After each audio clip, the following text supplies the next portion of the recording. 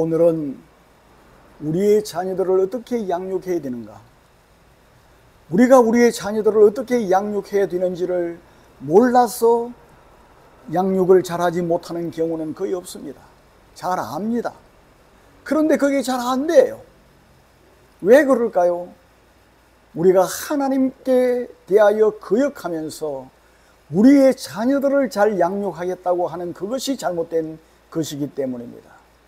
그래서 오늘 우리는 에베소서 3장의 말씀에서 바울에게 주신 하나님의 엄청난 특권이 무엇인지를 생각하면서 바울에게 주셨던 그 특권을 우리가 우리의 자녀들에게 그대로 전수시킬 때, 우리의 자녀들이 하나님 앞에 사명을 깨달을 때 우리의 자녀들은 저절로 잘 되게 되어 있습니다. 그래서 오늘 청량할 수 없이 풍성한 복을 언제나 받으려면 이라는 제목으로 말씀을 선포하겠습니다. 우리와 우리의 자녀들이 청량할 수 없이 풍성한 하나님의 복을 언제나 받으며 살아야 합니다. 그러기 위해서 우리가 어떻게 해야 되는지를 오늘 묵상하도록 하겠습니다. 네로 황제가 기독교를 박해하던 시기인 주후 64년에서 67년 사이에 바울은 참수형을 당합니다. 목이 잘려서 생을 마감했습니다. 그의 죽음은 많은 이야기를 남겼습니다. 참수를 당하는 순간 바울의 목이 3번 튀었다고 말하기도 합니다. 그리고 바울의 목이 튀는 그 자리마다 샘물이 솟아났다 하는 이야기도 전해 내려오고 있습니다. 바울은 회심한 후 34년 동안이나 선교 활동을 했습니다. 그리스도의 복음을 전한 그 마지막이 무엇이었습니까? 목이 잘려서 순교했습니다. 바울은 인간의 뜻으로 이방인의 사도가 된 것이 아니었습니다. 하나님의 특별하신 은혜로 사도가 되었습니다. 오늘은 하나님께서 무슨 목적으로 바울을 부르셨는지에 대해서 묵상을 하겠습니다. 그리고 이 바울이 받았던 이 특권과 하나님께서 주신 그 사명을 어린이날 우리는 우리의 자녀들에게 이것을 전수시켜주고 우리의 자녀들에게 들려주어야 할 것입니다. 우리 예수 그리스도는 죽음을 통해서, 그리스도의 죽으심을 통해서 하나님께서는 유대인들과 이방인들의 장막을 허무셨습니다. 그리고 하나님과 하나님을 배반한 인간 그 사이의 장벽도 허무셨습니다. 그렇게 하심으로 하나님께서는 새로운 사회를 만드셨습니다. 그 사회는 하나님이 사랑하시는 가족으로 구성이 됩니다. 그 새로운 사회는 하나님이 그 구성원들 안에서 사시는 새로운 성전입니다. 하나님이 그 백성들 안에서 사시는 거예요. 이것은 너무도 놀라운 일입니다. 바울은 에베소서 2장까지 해서 이러한 놀라운 하나님의 가족에 대해서 말씀을 하였습니다. 이 말씀을 하신 후에 바울은 자기 자신에 대해서 이야기를 합니다. 자신에 대해서 말하면서 제일 먼저 한 말이 어떤 말입니까? 1절에서 말씀합니다. 그리스도 예수의 일로 너희 이방인을 위하여 갇힌 자 된 나 바울이라고 말합니다. 사실 바울을 감옥에 가둔 사람은 누구였습니까? 네로였습니다. 우리는 여기서 분명히 알아야 하고 깨달아야 할 것이 있습니다. 그것이 무엇입니까? 바울은 결코 인간적인 견지에서 생각하거나 말한 적이 한 번도 없었습니다. 바울은 인간사의 모든 것은 하나님의 주권 하에서 일어난다는 것을 믿었습니다. 그래서 바울은 자신을 그리스도 예수의 일로 갇힌 자라고 소개를 합니다. 그 당시 감옥은 상상할 수 없이 험악했습니다. 그 당시 감옥은 구덩이를 팠습니다. 그 안에 그냥 죄수들을 던져 넣어버렸습니다. 참을 수 없이 고통스러웠습니다. 그러나 바울은 그러한 생활, 이 모든 생활, 모든 삶 전체가 예수 그리스도의 주권 하에 있다고 굳게 확신을 했습니다. 이어서 바울은 자신을 이방인을 위하여 예수 그리스도의 일로 갇힌 자라고 밝히고 있습니다. 바울은 유대인들의 광신적인 반대로 예루살렘에서 체포가 되었습니다. 그는 곧바로 가이사라에서 감옥에 투옥이 됩니다.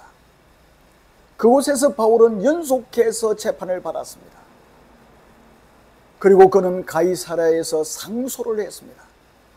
상소를 하여서 나는 황제에게서 재판을 받겠다. 그래서 로마로 호송이 되었습니다.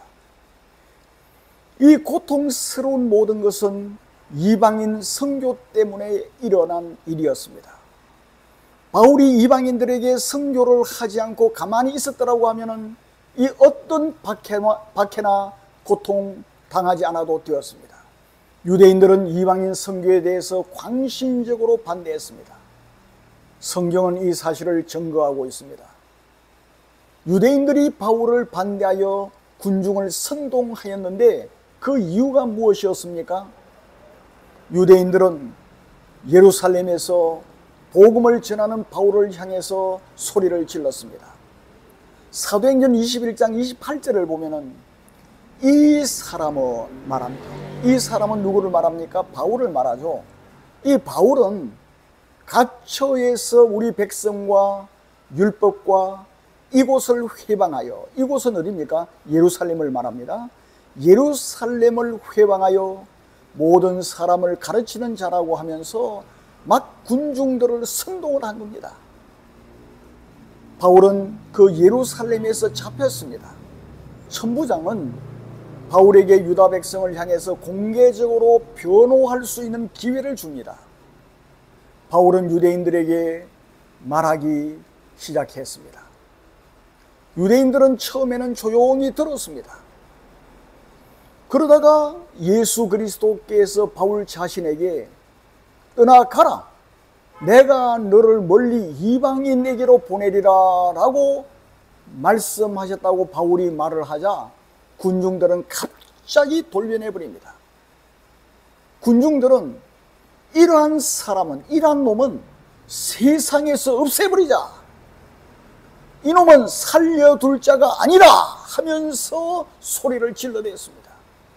유대인들이 바울을 반대하게 된 이유가 무엇입니까? 바울이 이방인들을 한 가족으로 받아들였기 때문입니다. 하나님께서 그리스도의 죽으심을 통해서 유대인과 이방인의 장벽을 허무셨습니다. 그리고 하나님께서는 새로운 사회를 만드셨습니다. 이 사실을 바울이 선포했기 때문입니다. 바울은 이 새로운 사회인 새 성전은 결코 분열되지 않는다는 놀라운 비전을 설계했습니다. 그러자 그 순간 바울은 하나님의 비밀인 이 진리로 인해서 핍박과 고난을 당하게 되었습니다. 여러분, 우리도 진리를 전하지 않으면, 목사가 진리를 설교하지 않으면 결코 고난을 당하지 않습니다. 그러한 사람과 그러한 교인과 그러한 목사에게는 핍박도 없습니다. 그러나 진리를 증거하는 그 순간 핍박이 오게 되는 것입니다. 지금 여러분이 아무런 핍박을 당하지 않고 예수를 믿는데도 불구하고 아주 편안하게, 그리고 이웃들로부터 칭찬을 들어가면서 예수를 믿는다면 지금 여러분의 신앙을 의심해 봐야 합니다. 지금 나는 복음을 담대하게 전하고 있는가를 점검해 보아야 합니다. 아마 그러한 사람들은 결코 복음을 전하고 있지 않을 것입니다. 왜냐하면 복음을 전하는 순간에 사람들은 돌변해버리기 때문입니다. 핍박과 미움을 받을 것을 각오하고 복음을 전하는 여러분이 되기를 바랍니다. 그리고 어린이날을 맞이해서 우리의 자녀들에게도 그러한 그리스도인이 되도록 우리는 자녀들을 가르치고 양육해야 할 것입니다. 우리 하나님께서는 이방인을 향한 하나님의 목적을 성취하기를 원하셨습니다. 그래서 하나님께서는 바울에게 독특한 특권을 주셨습니다.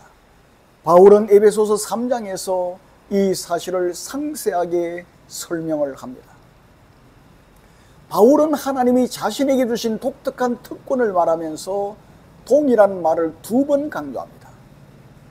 에베소서 3장 2절과 7절에서 내게 주신 하나님의 은혜라는 말을 2번 사용합니다. 하나님은 아무 공로 없는 자신에게 은총으로 2가지 특권을 주셨다고 바울은 말합니다. 첫 번째 특권이 무엇입니까? 첫 번째 특권은 하나님께서는 바울에게 비밀을 알게 하셨습니다. 2절과 3절에서 말씀합니다. 하나님께서는 계시로 바울이 이 비밀을 알게 하셨습니다. 두 번째 특권이 어떤 것이죠? 하나님은 바울에게 특정한 위임을 주셨습니다.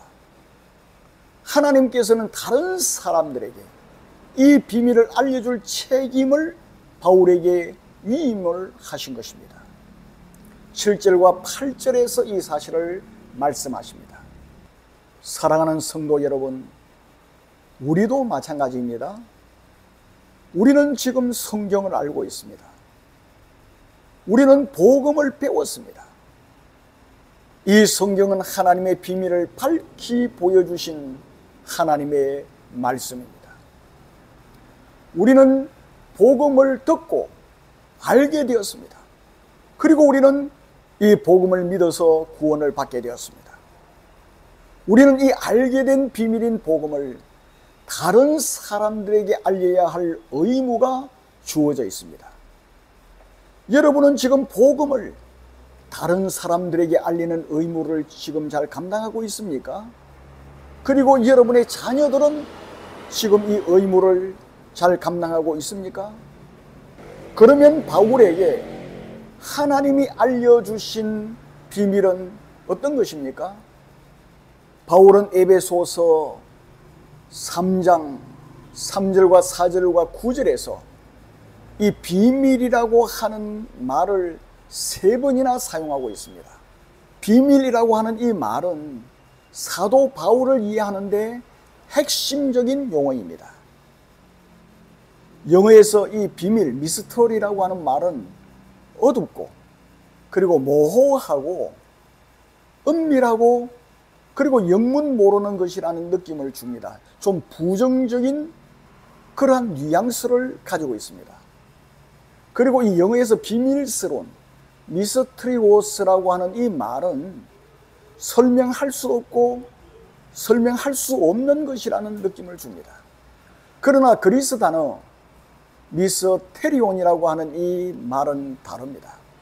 공개된 것을 말할 때 사용했습니다. 이 미스테리온이라고 하는 이 말은 실제로는 이방 신비 종교들의 비밀스러운 가르침을 이 특별한 사람들에게만 전수를 시켜주었는데 그때 사용한 용어였습니다. 그러나 기독교는 어떻습니까? 기독교는 영적 엘리트만을 위한 비밀스러운 것은 없습니다. 기독교의 비밀은 인간으로서는 발견할 수가 없지만은 하나님이 이미 계시하셨습니다. 그래서 이제는 그리스도인 전체, 교회 전체에 속하게 된 진리를 말할 때 이 비밀, 미스테리온이라는 말을 사용하고 있습니다.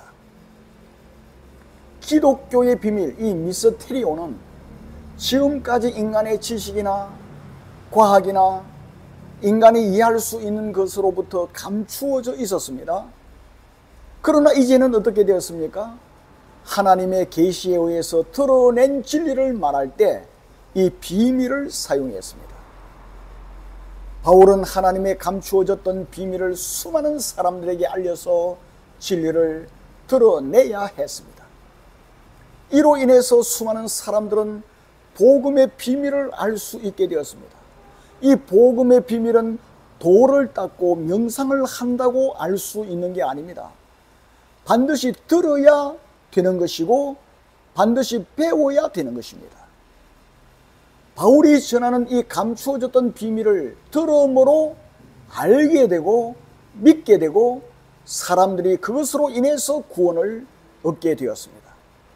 사람들이 영원히 죽느냐 사느냐 하는 문제가 바울에게 달려 있게 된 겁니다. 지금 우리들도 마찬가지입니다. 우리가 만일 이 비밀을 전하지 않으면 사람들은 알 수가 없습니다. 그러면 사람들은 구원을 받지 못합니다. 이 중차대한 책임이 우리들에게 주어져 있는 거예요. 그리고 우리의 자녀들에게도 주어져 있는 것입니다. 이 중차대한 책임을 부모님들은 자녀들에게 부지런히 가르쳐야 하는 것입니다. 이 사실을 결코 잊지 마시기를 바랍니다. 그리고 3절에서 바울은 하나님께서 계시로 알게 하셨다고 말씀하십니다. 이 말을 골로새서 4장 3절에서는 계시로 알게 하신 것을 그리스도의 비밀이라고 말합니다. 그리스도의 비밀은 예수 그리스도가 그 원천이 되고 그리고 그리스도가 그 내용이신 특별한 계시된 진리를 말하는 것입니다. 그러면 계시로 알게 하신 것의 내용이 무엇입니까? 6절에서 밝히고 있습니다. 이방인들이 복음으로 말미암아 그리스도 예수 안에서 함께 상속자가 되고 함께 지체가 되고 함께 약속에 참여하는 자가 되는 것입니다. 그것이 계시로 알게 하신 내용이었습니다. 여러분 다시 물어보겠습니다. 그리스도의 비밀이 무엇입니까? 그리스도의 죽음으로 말미암아 유대인과 이방인이 하나가 된 것입니다. 그것이 그리스도의 비밀이에요. 바울은 이방인 그리스도인들과 유대인 그리스도인들이 같은 축복을 함께 상속한 자라고 이야기하고 있습니다. 6절에서 말씀하고 있습니다. 이 둘은 그리스도 안에서 함께 같은 몸에 지체된 자예요. 한 몸이 되었다는 것입니다. 그리고 이 둘은 함께 같은 약속에 참여한 자라고 바울은 단언합니다. 그리고 이 특권은 복음으로 말미암아 받게 되는 것입니다. 다시 말씀드리면 그리스도의 비밀이 어떤 것입니까? 유대인과 이방인이 예수 그리스도와 연합을 통해서 서로 완전히 연합이 되는 거예요. 이 연합은 예수 그리스도의 연합과 서로 간의 연합이라는 이중적인 연합입니다. 이 비밀을 하나님께서는 바울에게 계시로 알게 하신 겁니다. 그러니까 이 계시는 완전히 새로운 계시였습니다. 그래서 5절에서 뭐라고 말씀하십니까? 이 계시는 다른 세대에서는 알리지 않으신 거예요. 그리고 9절에서 뭐라고 말씀하십니까? 이 계시는 영원부터 감추어졌던 것이었습니다. 하나님이 바울에게 알려주신 이 비밀은 유대인과 이방인과 그리스도 예수가 완전히 연합하여서 교회를 이루게 된다는 비밀이에요. 그리고 이 교회는 유기적으로 그리스도께 연합된 그리스도 예수의 몸이 되는 것입니다. 이 엄청난 일이지 않습니까? 우리 하나님께서는 이러한 엄청난 그리스도의 비밀을 바울에게 계시로 알게 하셨습니다. 이제 우리도 이 그리스도의 비밀을 다 알고 있습니다. 이 비밀을 우리는 모든 사람들에게 알려야 될 의무가 주어져 있는 거예요. 이 엄청난 사명을 하나님께서는 여기 있는 우리들에게 위임을 하신 거예요. 그리고 우리 자녀들에게 위임을 하신 겁니다. 부모 여러분들께서는 자녀들에게 이 사실을 가르쳐서 우리의 자녀들이 엄청난 특권이요 사명인 이 하나님께서 위임해 주신 것을 알도록 해줘야 됩니다. 그리고 바울에게 주어진 하나님의 명령이 무엇입니까? 바울에게는 하나님의 명령이 주어져 있었습니다. 바울은 하나님의 명령을 받은 거죠. 7절부터 13절까지 해서 말씀하고 있는데, 바울은 6절에서 복음으로 말미암아 유대인과 그리스도인들과 이방인 그리스도인들이 그리스도 예수 안에서 함께 상속자가 되고 함께 지체가 되고 함께 약속에 참여한 자가 된다고 하였습니다. 이 굉장히 획기적인, 도무지 상상을 할 수 없는 그러한 발언이었습니다. 여기서 바울은 그리스도의 비밀과 복음을 동일시하고 있습니다. 이 비밀은 바울에게 계시된 진리였습니다. 그리고 이 복음은 바울에게 의하여 선포된 진리입니다. 다시 말씀드립니다. 이 비밀은 하나님께서 바울에게 계시로서 알게 해주신 진리였습니다. 그리고 복음은 뭡니까? 이 복음은 바울에 의해서 선포된 진리가 복음이라는 거예요. 7절에서 이 사실을 말씀하고 있습니다. 나는 하나님의 능력이 역사하시는 대로 나에게 주신 그분의 은혜의 선물을 따라 이 복음의 일꾼이 되었습니다. 바울에게 주어진 하나님의 첫 번째 선물은 무엇이었습니까? 바울에게 계시된 그리스도의 비밀이었습니다. 두 번째 선물은 무엇입니까? 그에게 맡겨진 비밀을 다른 사람에게 전하게 될 사역입니다. 이 선물이라는 거예요. 첫 번째 선물은 바울에게 계시된 그리스도의 비밀이고, 두 번째 선물은 이 비밀을 다른 사람들에게 전하는 사역, 이것이 선물이라는 겁니다. 다시 말씀드리면 우리가 전도하는 이것이 하나님께서 우리들에게 주신 선물이라는 겁니다. 바울은 이것을 하나님의 선물로 받은 거예요. 그리고 하나님의 은혜로 받은 것입니다. 우리는 이러한 선물을 받을 자격이 없어요. 그런데 하나님께서는 자격 없는 우리들에게 은혜로 주신 겁니다.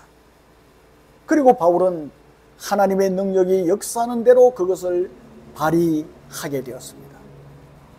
바울 자신의 힘으로서가 아닙니다.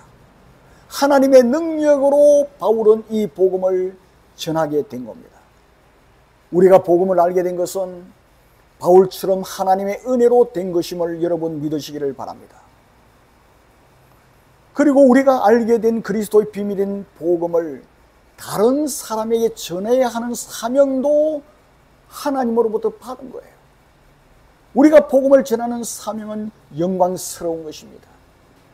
우리가 하나님으로부터 직접 받은 가장 영광스러운 사명이 복음을 전하는 사명인 거예요.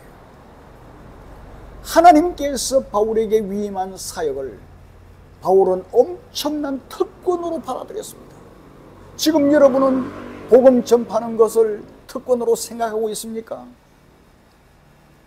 바울은 8절에서 이 은혜를 모든 성도 중에 지극히 작은 자보다 더 작은 나에게 주셨다고 감격해하고 있습니다. 그 바울의 이 로마식 성은 파울루스입니다. 이 파울루스라고 하는 말은 작다라는 의미입니다. 이 작다라는 것을 나타내는 라틴어죠. 그게 파울루스입니다. 바울은 키가 작았습니다. 그가 키가 작은 사람이었기 때문에 파울루스라고 말합니다. 바울은 자기 자신을 키도 작았을 뿐만 아니라 영적으로나 모든 면으로 가장 작은 자라고 말하고 있습니다. 이러한 작은 자에게 이 은혜를 주셨다고 바울은 감격해하고 있습니다. 우리가 복음을 전할 수 있다는 것이 이처럼 엄청난 축복입니다. 여러분 믿으십니까? 엄청난 축복이며 엄청난 특권이라는 사실을 우리는 알아야 합니다. 바울은 이 엄청난 특권적 사명을 하나님의 은혜로 받은 거예요. 하나님은 청량할 수 없는 그리스도의 풍성함을 바울이 이방인에게 전하게 하셨습니다. 바울은 하나님의 비밀을 이방인들에게 전하도록 위임을 받았습니다. 8절에서 전하다라는 말은 복된 소식을 알리다는 말입니다. 그리스 말로는 위앙겔리조라는 말입니다. 이 위앙겔리조라는 이 말은 이방인들에게 복된 소식이었습니다. 복음은 청량할 수 없는 그리스도의 풍성함이었습니다. 청량할 수 없는 그리스도의 풍성함을 전해주면 그 사람들도 청량할 수 없는 풍성한 복을 받게 되는 거예요. 그래서 복된 소식, 위앙겔리온이라고 했습니다. 그리스도의 풍성함은 그리스도의 십자가로 인해 값없이 누리는 거예요. 우리는 무슨 값을 돈을 주고 사는 게 아닙니다. 돈 주고 살 수가 없습니다. 그리스도의 죽으심으로 인해서 값없이 누리게 되는 풍성함이에요. 우리는 그리스도 예수의 십자가로 인해서 죄로 인한 사망으로부터 부활을 받게 되었습니다. 그리고 하늘에서 예수 그리스도와 함께 승리의 보좌에 앉게 되었습니다. 그뿐만 아닙니다. 하나님과 우리는 원수였습니다. 하나님을 배반했기 때문입니다. 그런데 이제는 그리스도로 인해서 하나님과 화목하게 되었습니다. 우리가 이제 하나님을 아버지라고 부를 수 있게 되었습니다. 유대인 그리스도인들과 함께 하나님의 새로운 사회를 건설하게 되었습니다. 적대감은 종식이 되었습니다. 평화가 시작되었습니다. 그리스도를 통해 성령에 의해서 성부 하나님께 나아가게 되었습니다. 우리는 하나님의 나라와 하나님의 가족이 되었습니다. 그뿐만 아닙니다. 우리는 마지막 날에 하늘나라의 기업의 영광의 풍성함을 기업으로 상속으로 받게 되었습니다. 이 얼마나 엄청난 것입니까? 그래서 바울은 청량할 수 없는 그리스도의 풍성이라고 말했습니다. 청량할 수 없는 그리스도의 풍성이에요. 이 청량할 수 없다는 이 말은 탐구할 수도 없고 이해할 수도 없는 것이라는 의미입니다. 인간이 도저히 이해할 수 없는 하나님의 창조와 섭리의 놀라움에 대해서 사용한 말이 이 말입니다. 로마서 11장 33절에서 이 말을 사용하고 있는데, 하나님의 계획은 그 무엇으로도 헤아릴 수가 없는 거예요. 하나님의 길은 인간이 찾을 수가 없어요. 이것이 뭡니까? 청량할 수 없는 거예요.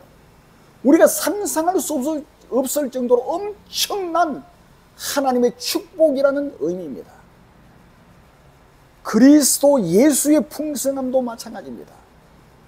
그리스도 예수의 풍성함은 도저히 우리가 헤아릴 수도 없고 우리가 탐구하고 연구할 수도 없어요. 추적할 수도 없습니다. 그 깊이를 잴 수도 없습니다. 무한하고 셀 수 없는 것이 뭡니까? 그리스도의 풍성함입니다. 여러분, 이것을 믿으십니까? 이러한 그리스도 예수의 풍성함이 우리들에게 주어졌고 또 이것을 다른 사람들에게 나누어 주라고, 증거하라고 이 풍성함이 우리들에게 맡겨져 있는 것입니다. 하나님께서 사람들에게 나누어 주시기 위해서 우리에게 맡기신 거예요. 천사에게 맡긴 게 아닙니다. 하나님께서 직접 나눠주는 게 아니에요. 우리에게 맡기셔서 우리가 나누어 주라는 겁니다.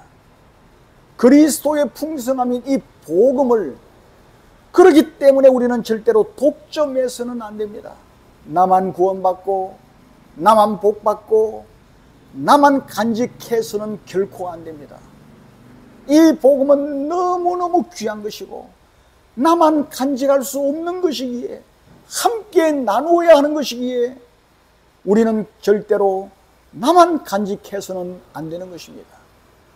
에스겔서 3장 18절에서 우리 하나님께서는 이렇게 말씀하십니다.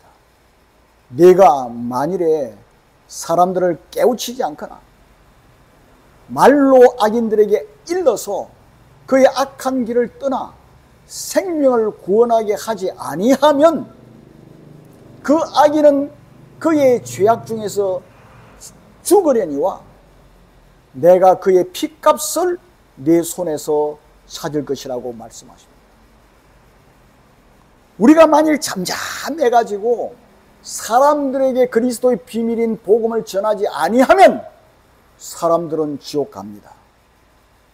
영원히 멸망받습니다. 그러나 하나님께서는 그들의 피값을 바로 우리들에게서 먼저 복음을 맡은 우리들에게서 찾을 것이라고 말씀하십니다. 그러므로 우리는 때를 얻든지 못 얻든지 복음을 전해야 합니다. 예수님은 자기를 믿는 사람들을 언제나 청량할 수 없이 풍성하게 하십니다. 여러분 이 사실을 믿으십니까? 믿습니까? 바울은 이 사실을 확신했습니다. 우리도 마찬가지입니다. 우리도 바울처럼 반드시 이 사실을 확신하도록 하십니다. 바울은 하나님의 진리를 나누었습니다. 바울은 이 진리를 이방인들과 나누었습니다. 그래서 이방인들도 이 풍성함을 누리도록 했습니다. 이 풍성함을 누리도록 하기 위해서 복음을 전하다가 그는 순교했습니다. 목잘림을 당했습니다. 목잘림을 당해도 얼마나 영광스러운 것입니까? 하나님 나라에서 멸류관을 받아 쓰게 되었습니다. 우리도 이 시대를 살아갈 때 바울과 같이 복음에 대한 확신이 있어야 합니다. 우리는 바울처럼 복음이 하나님으로부터 온 진리라는 것을 확신해야 됩니다. 또한 복음은 인류를 위한 풍성이라는 사실을 확신해야 합니다. 우리가 이 사실을 확신한다면 우리는 결코 침묵할 수 없을 것입니다. 우리는 괜히 성도라고 부르는 사람들이 아니라는 것을 우리는 알아야 합니다. 우리에게는 이 숭고하고 거룩하고 영광스러운 복음 전파의 사명이 주어져 있습니다. 그렇기 때문에 우리를 향해서 성도라고 부르는 거예요. 바울처럼 박해가 있고 반대가 있고 심지어는 목베임을 당한다 할지라도 이 복음을 전하는 우리 모두가 되기를 바랍니다. 그리고 이 사실을 어린이 주일에 우리 자녀들에게 가르치십시다. 그리고 계속해서 우리 자녀들에게 가르쳐서 우리의 자녀들이 바울처럼 영광스러운 삶을 살아나가도록 하십시다. 주님 다시 오실 그때에 얼마나 아름답고 영광스럽겠습니까? 여러분의 자녀가 이런 사명도 모르고 예수도 모르고 여러분의 자녀가 지옥에 간다고 생각해 보세요.